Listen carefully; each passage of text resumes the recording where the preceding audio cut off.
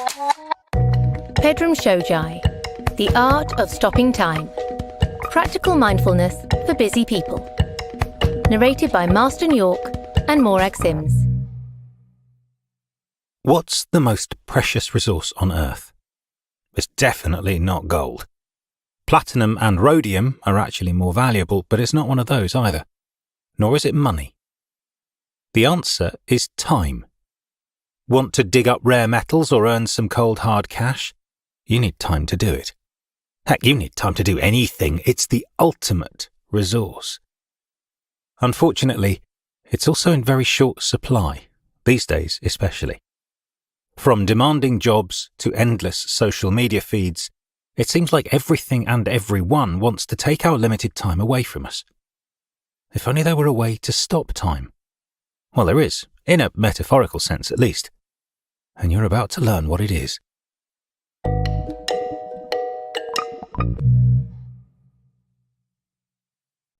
Blink 1 of 9. Imagine you could stop time.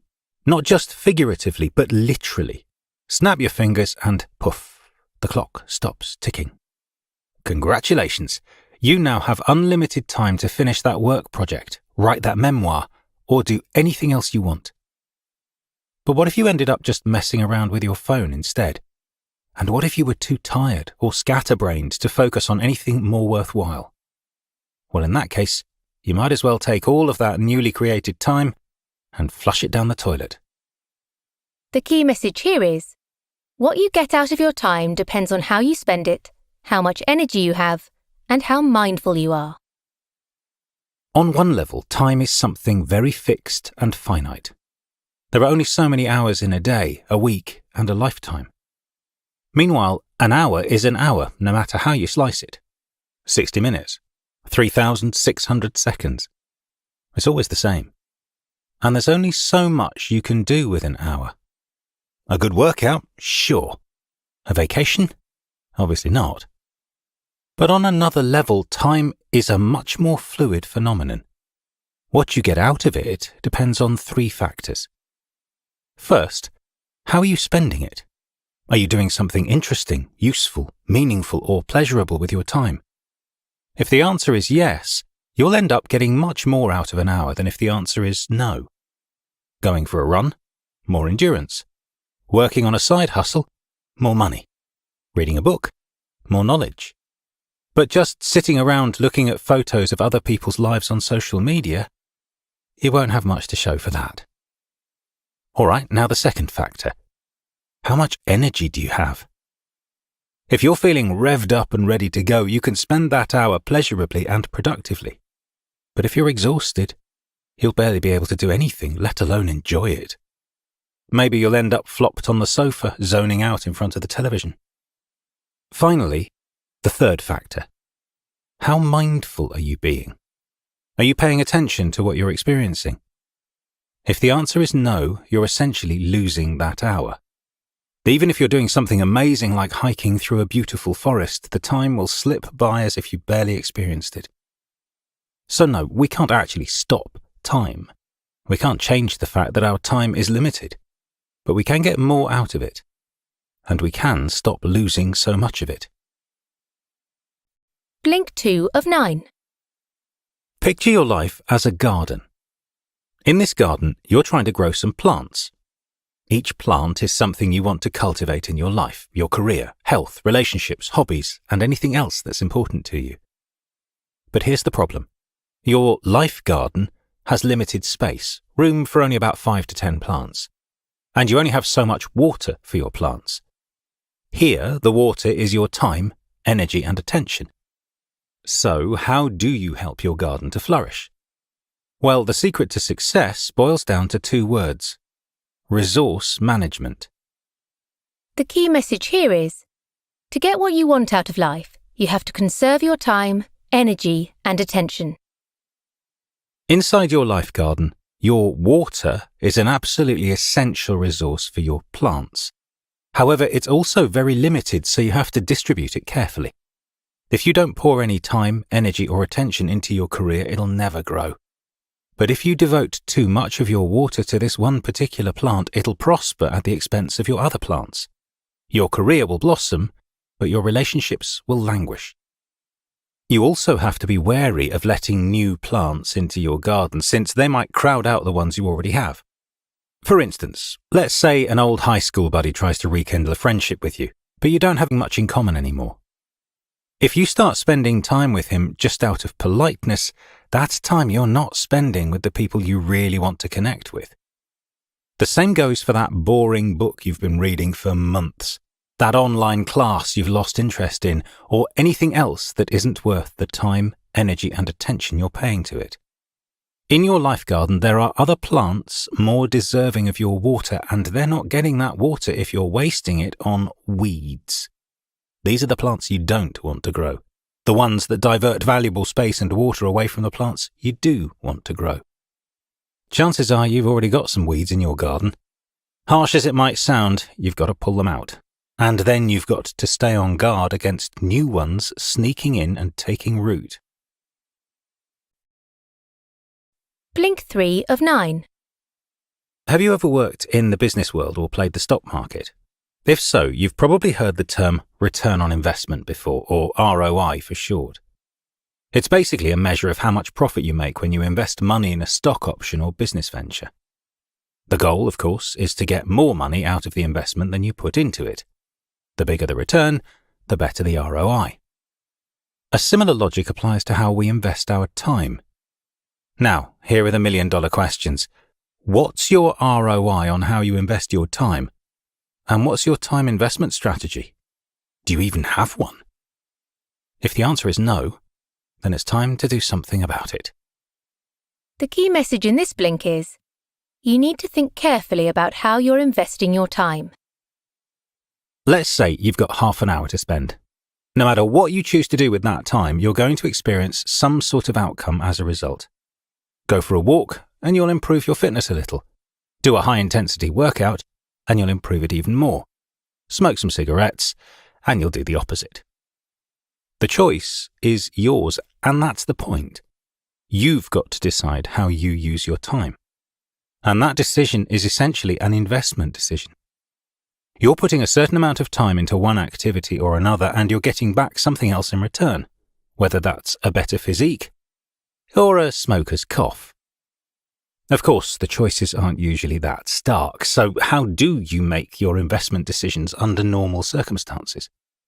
Well, you should weigh your options based on the outcomes they produce.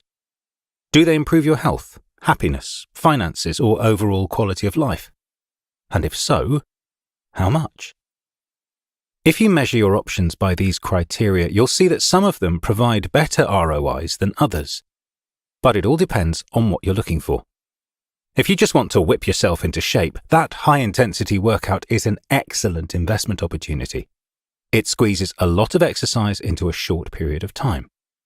In comparison, walking isn't as much of a high-yield fitness option, but it could be a great way to reconnect with nature or have a conversation with a friend.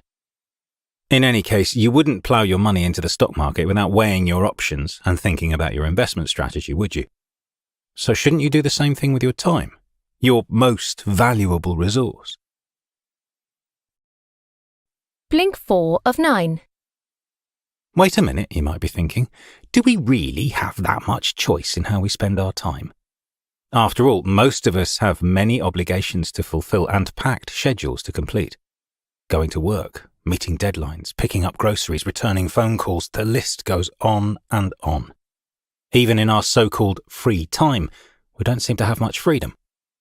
Now, to some extent that's true, but it's also missing an important part of the equation. The key message here is, you have a lot more freedom over how you spend your time than you think. Yes, some obligations are imposed on us by reality. Taxes have to be filed. Dogs need to be walked. But if you went down the list of all the commitments of time you're currently making to other people, events, and activities, you'd see a lot of them are just that. Commitments you're making. If a co-worker stops you in the hallway for some idle chit-chat, you don't have to engage in a long conversation with him. If a friend invites you on a skiing trip, you don't have to go on it. If you join a book group, you don't have to stay in it. You choose to do these things, and that's great if you're getting something out of them. But oftentimes, that's not the case. Instead, you might just be going along with them out of a misplaced sense of politeness or obligation. We've got to stop doing this. All of these unnecessary, unrewarding commitments might not take up that much time themselves, but they all add up to a lot of lost hours per week. That's not to say you should start being rude to people. There are polite ways to cut a conversation short, decline a trip, or leave a book group. The point is simply that you should avail yourself of these options if your time would be better spent elsewhere. You can also scale back or make various adjustments to your commitments. Consider phone calls. For many of us, these take up a lot of our time, both inside and outside of work. But maybe you could complete that client call in 15 minutes instead of the usual 30.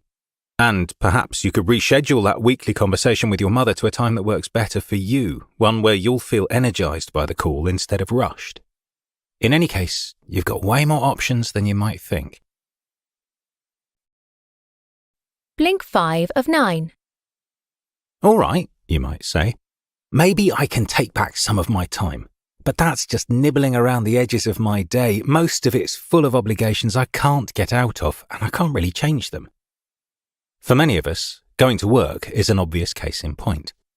Short of working from home, starting a business or winning the lottery, that's just something you've got to do, right? Well, yes and no. The key message here is, even when you need to do something, you still have a lot of freedom in how you do it. Let's say that due to personal circumstances, you have to keep your current job and place of residence. And let's say there's a long distance between points A and B, so you have to commute. No choice about it. But how do you do that commute? On foot? By public transport? Or in your car? Often, the choice is yours, and some options are better for your body, not to mention the environment, than others. And even if you've no choice but to go by car, that still leaves things open. Do you drive by yourself, or do you join a carpool? And even if that's not an option, you still have many other choices to make. What do you do while you're driving solo? Do you listen to music, a podcast, or an audiobook? Talk on the phone? Or just stare at the bumpers in front of you and grumble about the traffic? As small as they might seem, these choices can significantly transform the hours you spend driving per week. By listening to some peaceful music, you can turn your commute time into relaxation time. By putting on an audiobook, you can turn it into learning time. And by making a phone call, well, that depends on who you're talking to. A client, that's work time. A friend, social time. In any case, whether you decide to listen to a classic novel or catch up with your dad, your choices don't stop there. For instance, what are you doing with your body? Are you slouching? Or practicing good posture? You could even spend the time doing Kegel exercises, where you tighten and relax the pubococcygeus muscles in your pelvis. This will help you build a stronger core and improve your sex life, all while you jam out to your favourite tunes, learn about history, or do whatever else you choose to do with your time. Blink 6 of 9. Now, maybe you're one of those lucky people who doesn't have a morning commute. But even if you get to work from home in your pajamas, you still experience numerous situations per day where you're waiting for something else to happen. If it's not waiting for the customer service agent to pick up the phone, then it's waiting for the elevator to open, or the waiter to bring the check, or the microwave to finish. Many of these experiences last just a few seconds or minutes, but they all add up, and they present us with a question. How do we fill up all of that empty time? If we're being honest, the answer for many of us is not so well. And the reason for this comes down to two words: technology usage. The key message here is, you need to stop wasting your time on technological distractions. Imagine you're waiting in line at the coffee shop. What do you do to pass the time? If you're like many of us these days, chances are you're looking at your phone. Maybe you're flicking through the news or one of your social media feeds, or perhaps you're checking in on one of those chat apps where you and your friends engage in mostly idle conversation. In any case, staring at a phone has become the default, go-to activity for many of us, whenever we have any time to kill. Is it any surprise, then, that so much of our free time feels like dead time? We're spending a large chunk of it as if we're zombies enthralled to various electronic screens. If it's not our phones, then it's our computers or televisions. But no one is forcing us to waste our time this way. We can take back this time we're losing and put it to better uses. The first step here is to kick the habit. Next time you're waiting somewhere and feeling the itch to pull out your phone, stop and take some deep breaths into your lower abdomen. Ask yourself, is there some urgent piece of information you simply must gain access to right now? Or have you just become uncomfortable spending time with your own thoughts or observing the world around you? Maybe you could try some people watching instead, or do some stretches, or just stand there and think. Anything that helps you get more in tune with your body, your mind, or your surroundings. Blink 7 of 9. Take some deep breaths into your lower abdomen. Check in with yourself. If that final part of the last blink sounded familiar to you, there's a reason for that. It was basically a mini mindfulness exercise. But that's just the tip of the iceberg. There are many other ways in which mindfulness can help us focus on the present moment and try to make the most of it. In this blink, we'll look at one of them. It's a powerful technique you might not have tried before, even if you already practice mindfulness. The key message here is, mindfulness can help you get more enjoyment out of the present moment. As we're going through our days, many of us are often so lost in our preoccupations that we barely pay attention to the world around us. Now, if you're familiar with mindfulness, you know that part of the point of it is to snap your mind out of this distracted state of being and bring yourself back into the present moment. But how do you do that? Well, try this out next time you find yourself in a place you've never been before. It could be a tropical paradise you've gone to on vacation, or it could just be a neighbourhood in your city that you've stumbled into for the first time. For this exercise, it doesn't really matter. The thing you're going to do is simply stop, look around, and think to yourself, this could be the last time I'm ever here. Notice how your perspective suddenly shifts. You're no longer just walking through that neighbourhood, you're taking in the sights, smells, and textures of the people, streets, and buildings around you. You're observing everything more closely. You're noticing the magic of it all. In short, you're fully experiencing this present moment of your life instead of just barreling through it. Now, ready for the kicker? You're not just doing a thought experiment. This could literally be the last time you're ever here, wherever that happens to be. To put it bluntly, terrible things can strike us in the blink of an eye, sometimes without warning. All we know for certain is that someday we're going to die. That day could be today, tomorrow, or 2 decades from now, we just don't know. And that's the point. We should try to savour our moments as if they were the last ones we've got, because they very well could be. Blink 8 of 9. All right, after all that talk about mortality, let's start this blink on a lighter note. Has this ever happened to you? You sit down for a meal, pizza let's say. You're eating quickly without thinking. Maybe you're doing something on your phone. Suddenly, you look down at your plate and realise the last slice of pizza is already gone. Where did it all go? Well, you know it went into your belly, but you can barely remember eating the darn thing. It's as if the experience didn't even register in your mind. Okay, you probably already know where we're going with this.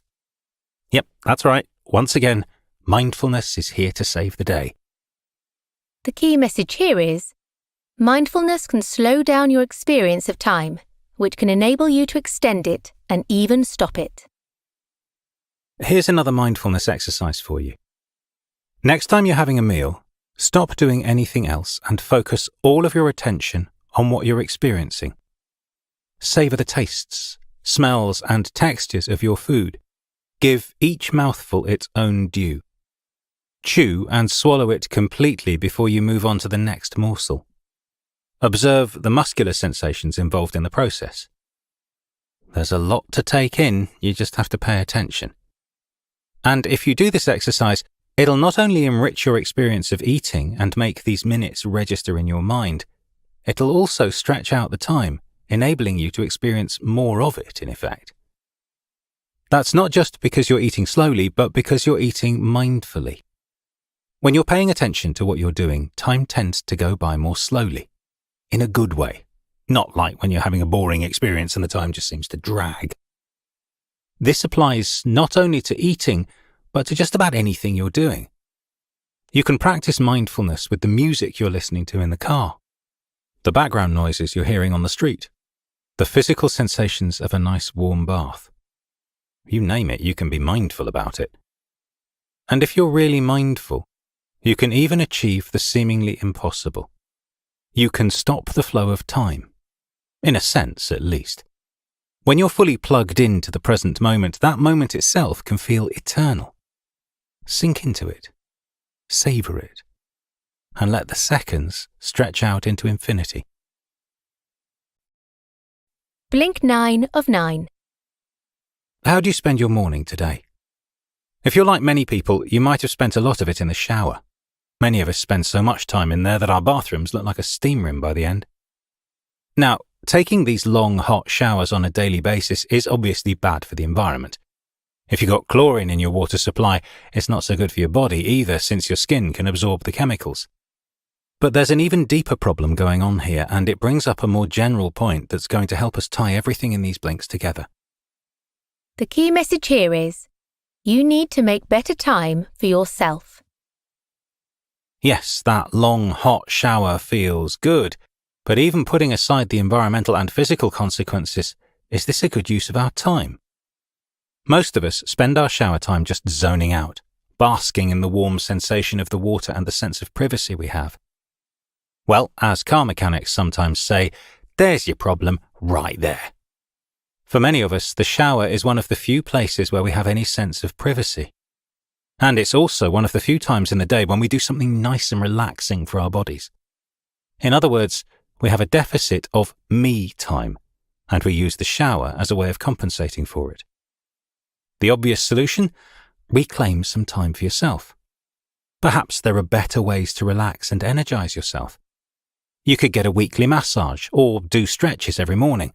Or you could take a luxurious bath a couple of times per week, punctuated by quicker, more environmentally friendly showers. Only you know what your body needs, so this is yet another exercise in mindfulness. You've got to tune in to yourself and figure out what works best for you. It's also another exercise in time management. You've got to schedule your me time into your days and weeks. The same goes for all the other things that energize you and make you feel like you're making the most of your time. Working out at the gym, going on walks with a friend, spending time with your family, having sex with your partner. None of these will happen unless you carve out the time to make them happen. So what are you waiting for? Your life is in your hands. You've just listened to our blinks to the Art of Stopping Time by Pedram Shojai. The key message in these blinks is that maybe you can't literally stop time, but you can slow it down and get more out of it by spending it more wisely, becoming more mindful, and energizing yourself. To do this, you have to carve out time to practice mindfulness and do things that give you energy. That requires time management. And by becoming more mindful and energetic, you'll also be able to manage your time better, using it more productively, enjoyably, and meaningfully. The end result is something that can be called time prosperity, where your limited time on Earth serves you as much as it can. Here's some actionable advice. Practice some gongs.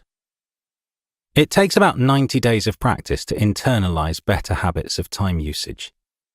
To help you with this, the author recommends doing something he calls a 100-day gong. Each day, you practice one time-stopping technique for a designated period of time, which he calls a gong. In these blinks, we touched on 7 of the gongs, so you could string them together into a whole week of practice.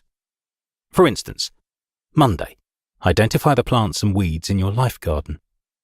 Tuesday, do the meditation exercise with one of your meals.